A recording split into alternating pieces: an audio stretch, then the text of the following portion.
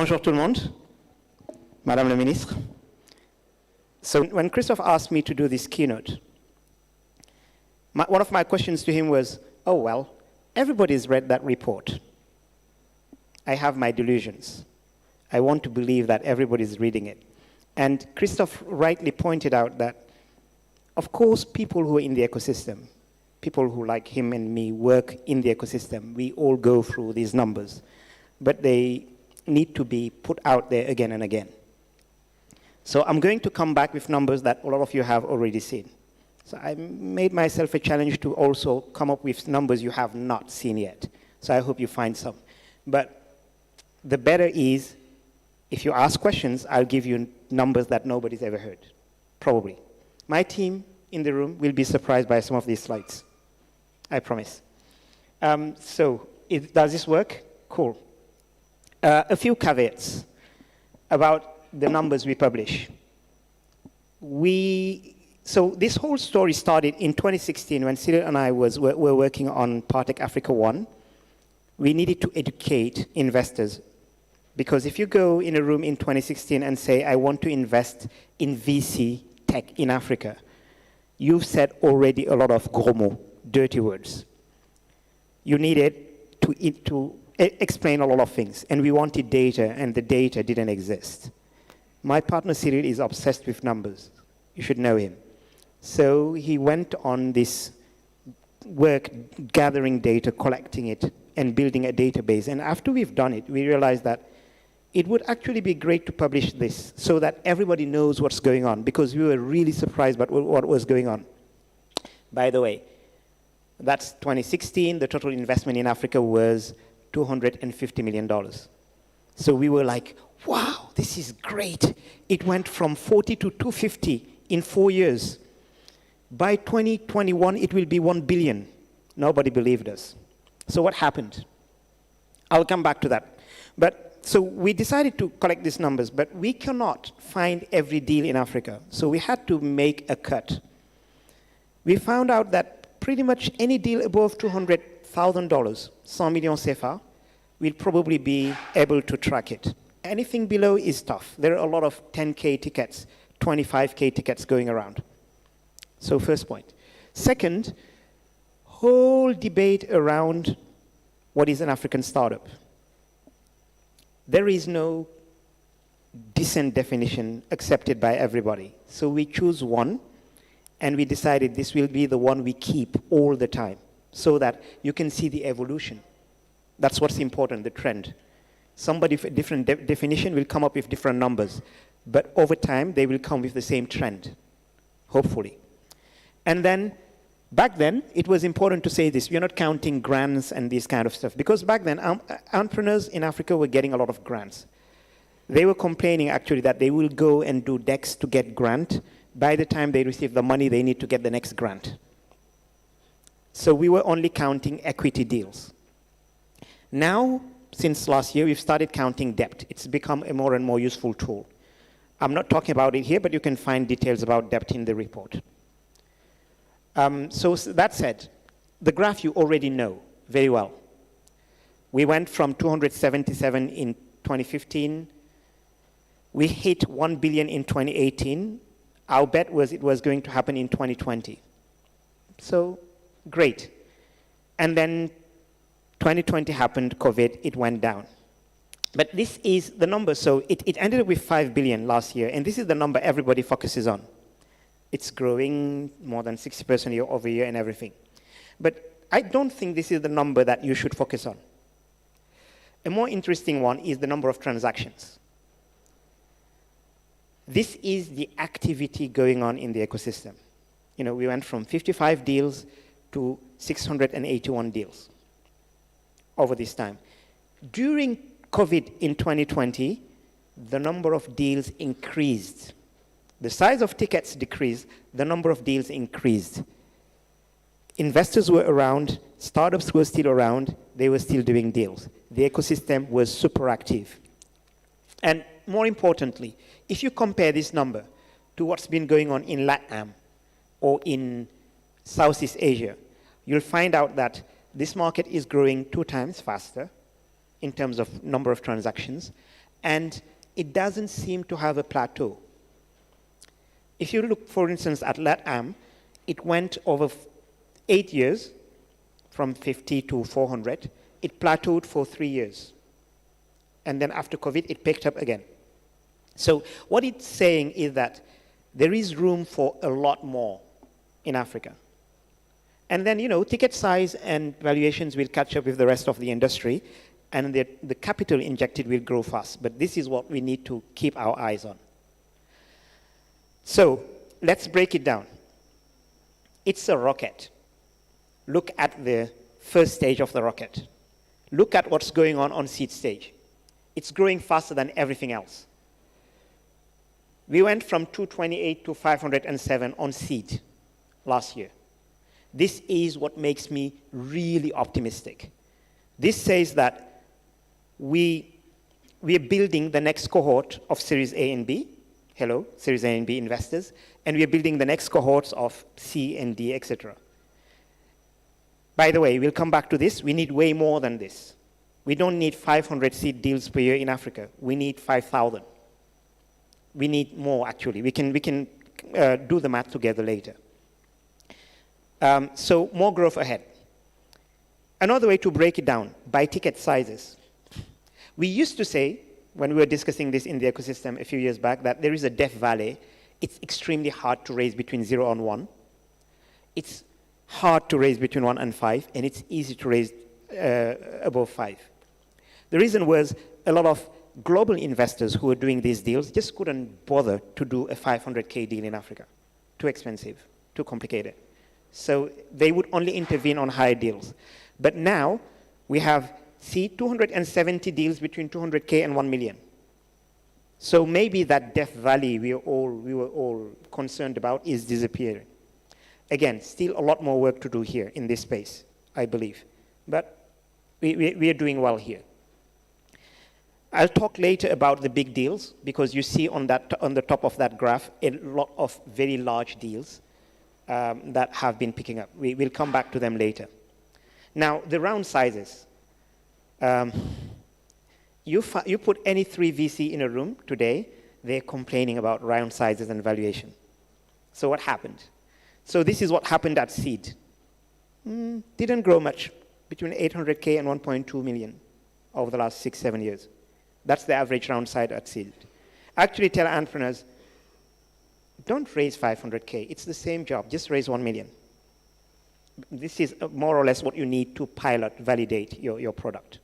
It's growing. The number of transactions is growing very fast at this stage. Then let's add Series A. This is the world I live in. 3.8 million in 2015 to almost 9 million last year. By the way, these averages, we are taking out the outliers. It doesn't contain the top 5%. It doesn't contain the below 5%. It's really what's going on the average. 9 million.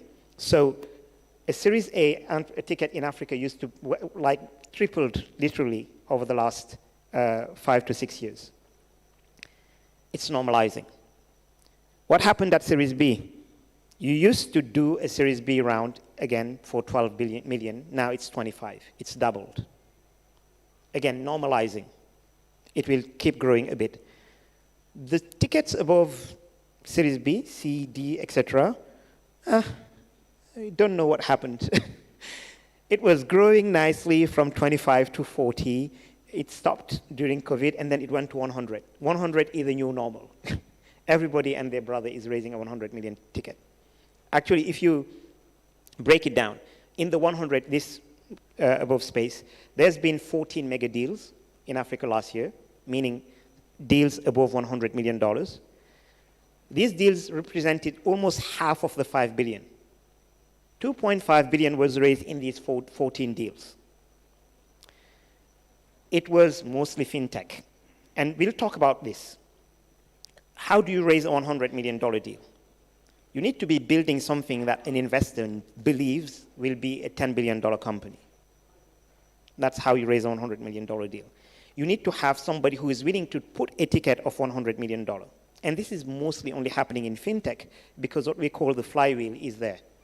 You can have all the way to exits in fintech. So that's how these deals happen. And then, we'll talk about this later, unicorns in Africa. Now, when we were raising our first fund, I remember one investor looked at our fund model and he said, you guys really think that you're going in the next 5 years to see an African company at 500 million valuation? I don't believe that.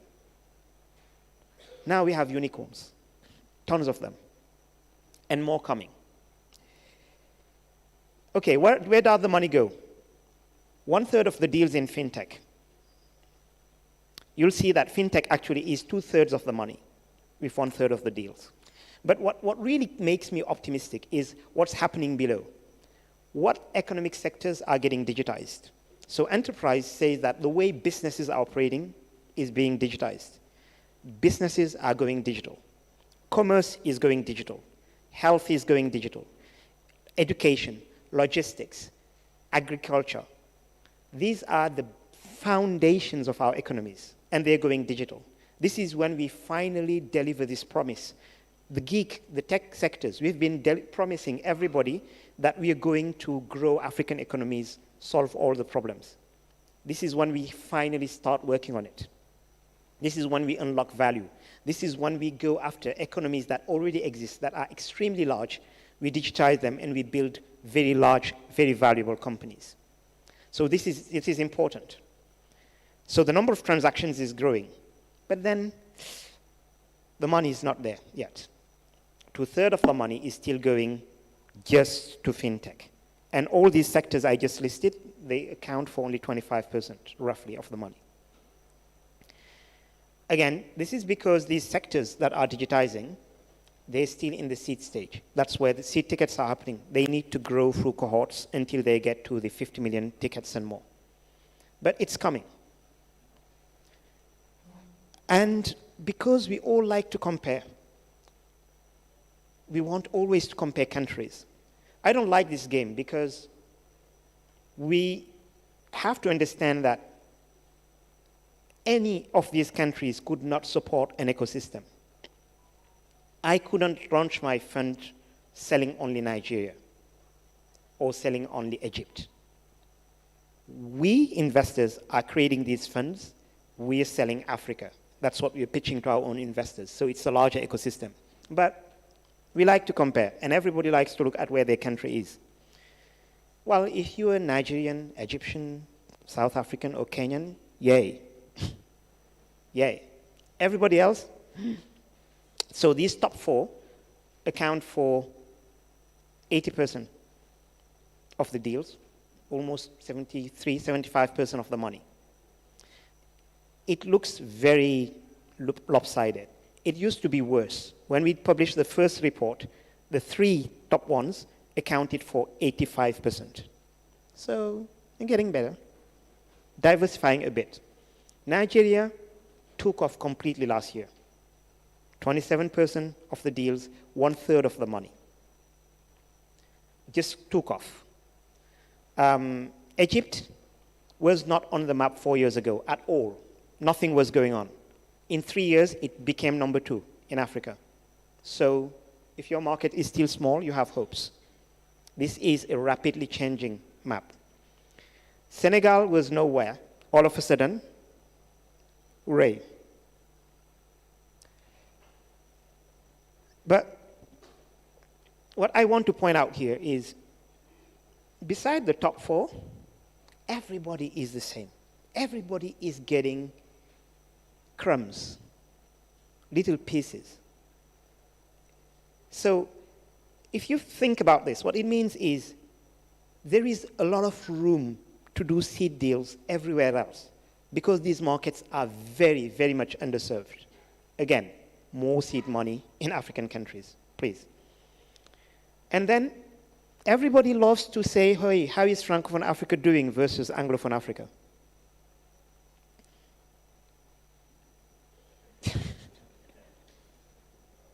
Not very well, huh? No. This is not true. So what's really going on? Again, 4 markets are taking all of the money. They happen to speak English.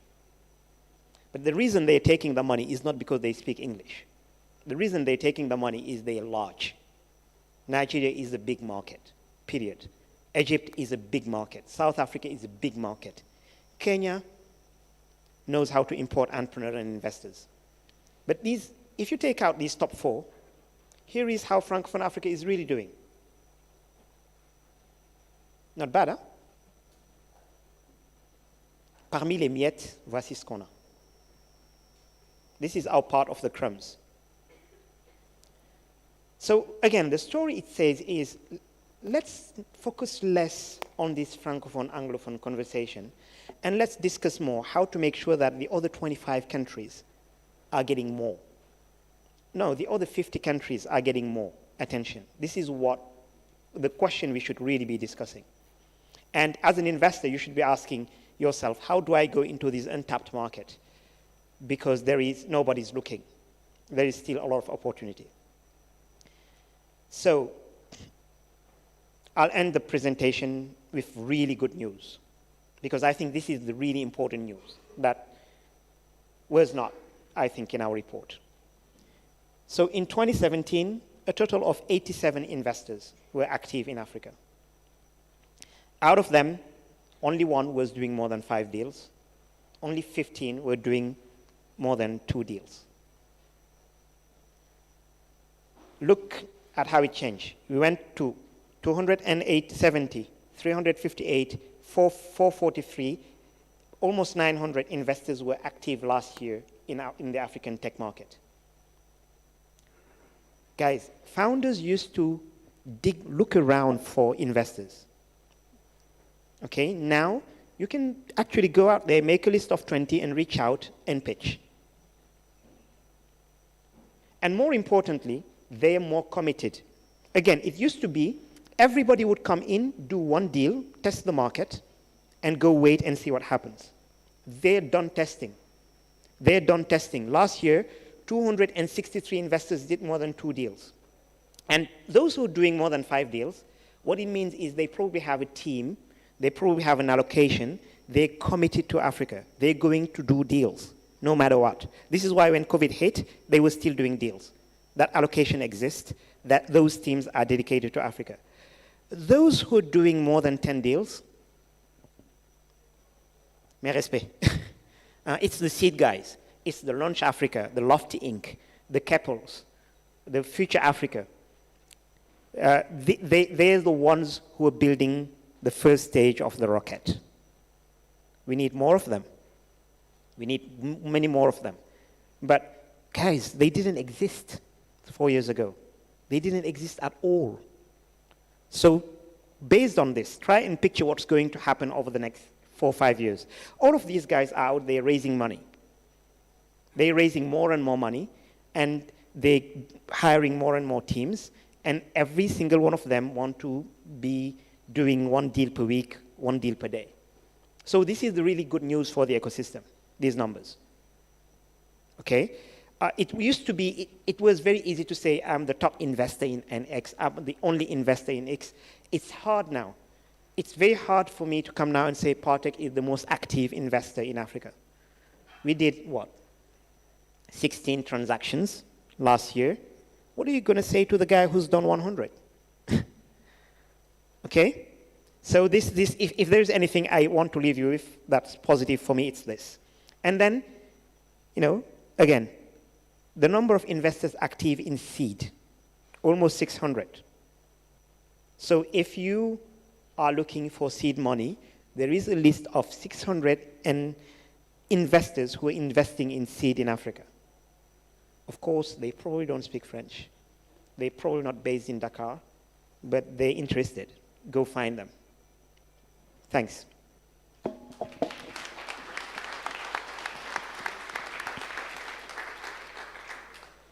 How are you doing on time? How much time do we have for questions? My goal was to leave more than half of the time. I'll take them. I see hands there.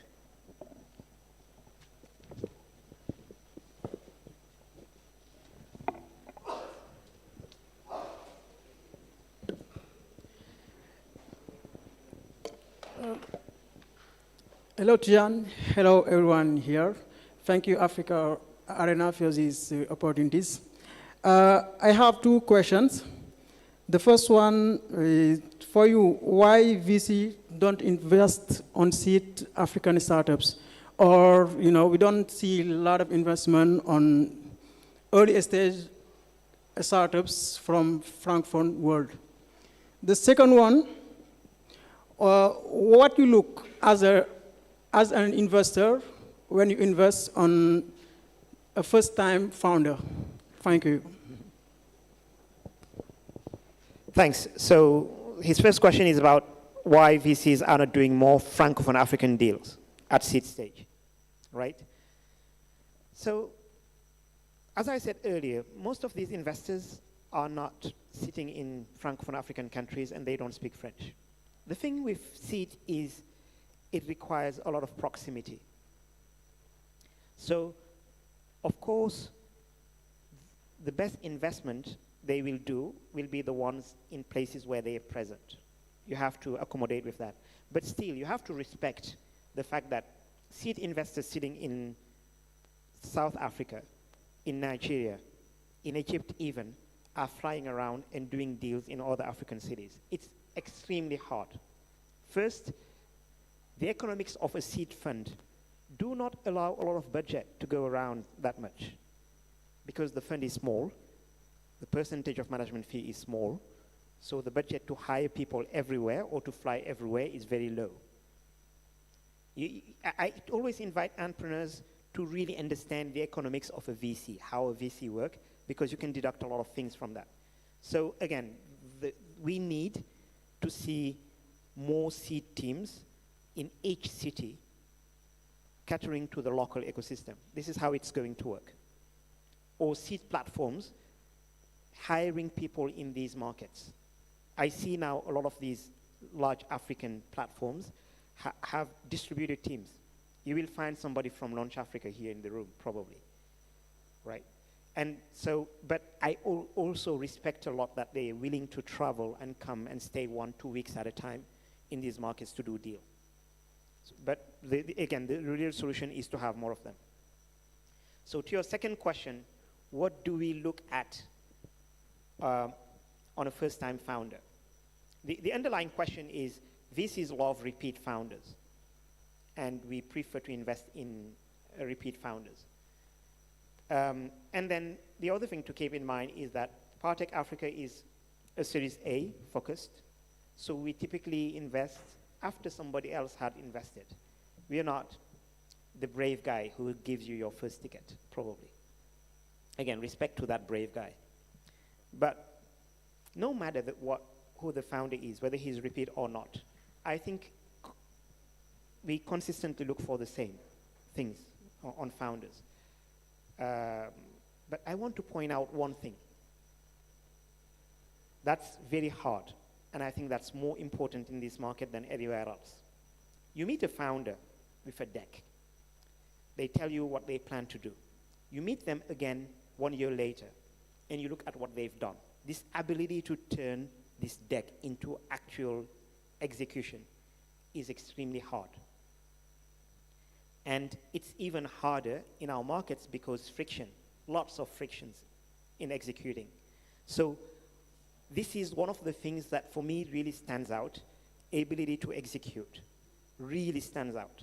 If a founder is good at executing, it means a lot of things. First, the great ideas will happen very quickly. The not so great ideas will be tested very quickly and discarded. And also, if you're going to build a great startup and scale, again, execution, execution, execution. Everybody has ideas. Execution. The second thing that really stands out also for me is we have tons of geeks, computer scientists like me, going around saying, I'm going to digitize agri-tech, logistics, healthcare, areas we don't know zilch about normally. What you have to respect is when you are sitting with somebody who sits you down and tells you how healthcare works, or how logistics work, you know, how FMCG distribution work, whether they come from that sector or they are a computer scientist who went deep and learned it. This domain expertise is a requirement, but it's seldom there. You need, so first-time founders, typically, this is where they have to do more work, this domain expertise. Because again, this idea you have on the deck, it's not going to work out that way. You're going to go there and learn and build something that works for the market. And the only way you do that is if you really understand how the market works. So for instance, one of an interesting exercise to do is, tell me how the market worked before you. Tell me really who are the players, how they, like go deep. Teach me. Then I really trust you to go in there and build something in that market. I don't know if that answers fully the question, but so these are two characteristics that we really look for.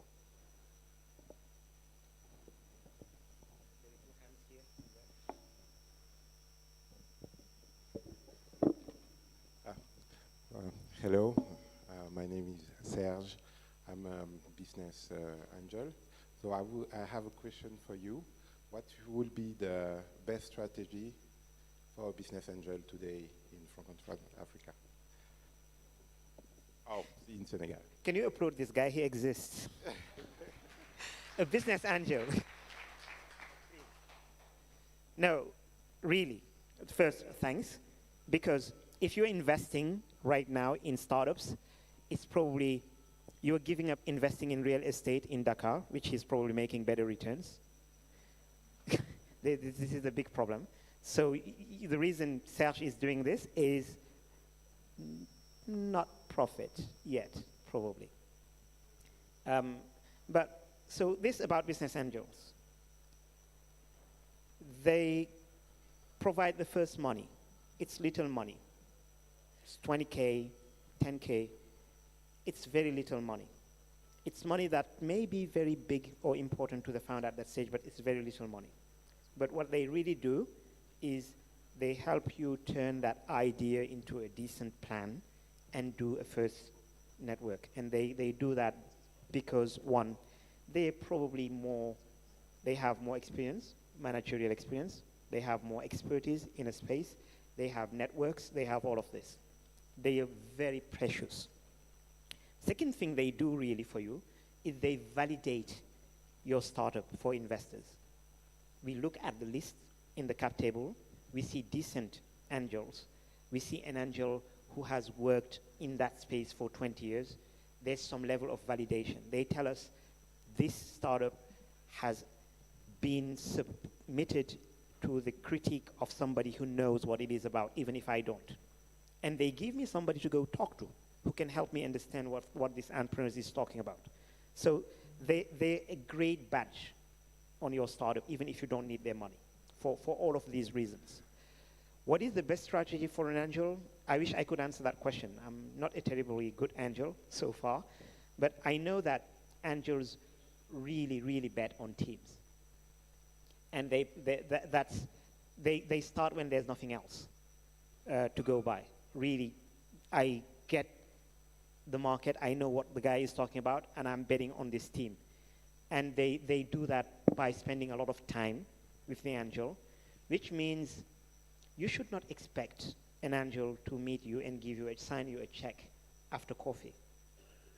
You should, because this is a complaint we are hearing. Startups saying, oh, this guy is just going to give me 10K, and he's taking all of my time, asking me 100 questions. He's trying to spend time with you and know you. He's trying to trust you, as somebody mentioned yesterday. So give them that time, give them that space, and they will be an incredibly valuable resource to you. Again, kudos to angels. There are not many of them around. Grab this guy when we have a break. Grab him. Time out. 2 last questions. Okay. You were first, and then the lady sitting there in the back. Thank you. My name is Cecil. I'm from Ghana. I work for eCampus, which is EdTech. So there is this craze to become unicorn. I don't get it. Like, there's this massive craze to just try and get to unicorn as fast as you can. And if you look at markets like Ghana, with like just 30 million people, it's looks like you're never going to be a unicorn, right? So what's it? Is it the unicorn drive that is important, or is it solving the real problem? From the investor point of view, does it really matter? Do you get where I'm coming from? Because then it can get you off gear, chasing valuations while the problems is there you have to face. So I want to know your perspective on that. So our friend is asking, should you try to be a unicorn or should you try to solve a real problem? There will be exceptions to this rule, but there's no way you build a unicorn without solving a real problem. There will be exceptions. So don't quote me the exceptions.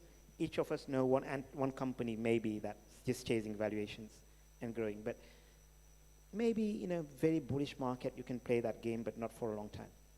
I believe the only way you build a great unicorn is by building a great company and solving a big problem. And then don't tell me you can't build a unicorn in Ghana. We have a unicorn in Senegal. We're smaller than Ghana. We're way smaller. Our GDP is 3 times smaller than yours. And we have a unicorn. So you can build a unicorn in Ghana. This is one of the learnings of the wave phenomenon in Senegal. Everybody was Francophone Africa, small country. But more importantly, one strength I believe you have when you're starting from Ghana, when you're starting from Senegal, is you have to look at a bigger market very quickly, which means you learn very quickly to do something very hard, cross a border, go to the next country. So I have this theory that I want to see validated in the next few years. There will be this very surprising moment where somebody built a startup, a big startup, very deep in one big market, say Nigeria. And then they wake up and look out of Nigeria, and somebody started from this small market, maybe Ghana, and has gone into 10 countries already. They've learned how to scale better than the guy who stayed in Nigeria. And they will consolidate him. I'm waiting for this vindication. I have to believe that. I'm from Senegal. Like, what else can I believe in? But it's going to happen. Fragmented markets are not the doom we make it. You can build a big company in Ghana, and you can build an even bigger company because you're going to go international faster than anybody else.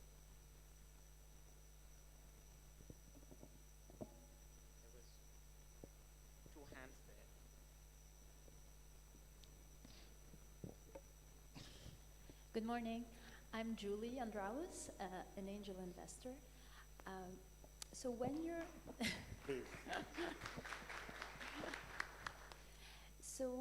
when you're raising your first fund and you're going to become a first-time fund manager, you usually need to show some track record in front of the LPs, right?